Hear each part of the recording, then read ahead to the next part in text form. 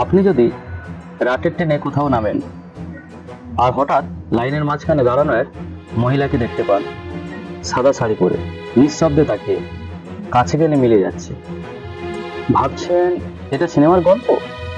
না, ভারতের কেরালার এমন একটা স্টেশন আছে যেখানে মানুষ আজও রাতে নামতে ভয় পায়। নাম তার কুন্ডারা রেলওয়ে স্টেশন। আজ আমি আপনাদের সেই ভয়ঙ্কর সত্যিটা দেখাবো। চলুন শুরু করি। কেরালার কুন্ডারা রেলওয়ে স্টেশন ছিল এক সময় যাত্রীদের ভিড়ে ভর্তি। সবাই এখানে আসতো, ট্রেন ধরতো, গল্প করত। কিন্তু কয়েক দশক আগে ঘটে যায় এক হৃদয় বিদারক ঘটনা। এখানে এক মহিলা নিজের জীবন শেষ করেছিলেন ট্রেনের নিচে ঝাঁপ দিয়ে।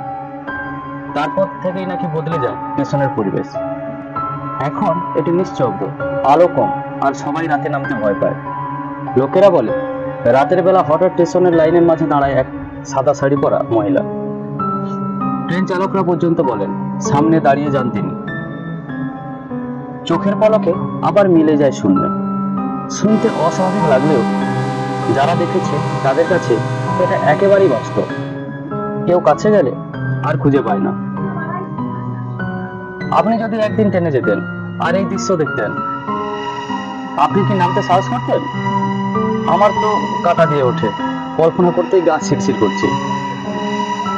আজও বহু যাত্রী রাতে এই স্টেশনে নামেন না। আলো নিভে যায়, নীরবতা গ্রাস করে পুরো এলাকা। অনেকে বলেন যেন মৃত্যুর ছায়া এখনো স্টেশনের চারপাশে ঘুরে বেড়ায়। এই ভয়ের কারণে অনেকে দিনের আলো ছাড়া এখানে আসে না। ভাবুন, একটা স্টেশন শুধু ভয়ের কারণে জনশূন্য হয়ে গেছে। ভূতের অস্তিত্ব নিয়ে আমরা তর্ক করতে পারি না।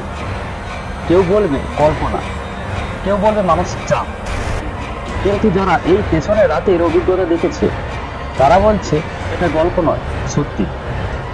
আপনি কি একবার কুন্ডরা স্টেশনে নামতে সাহস করবেন, নাকি এই গল্প শুনে গায়ে কাটা দিয়ে উঠছে?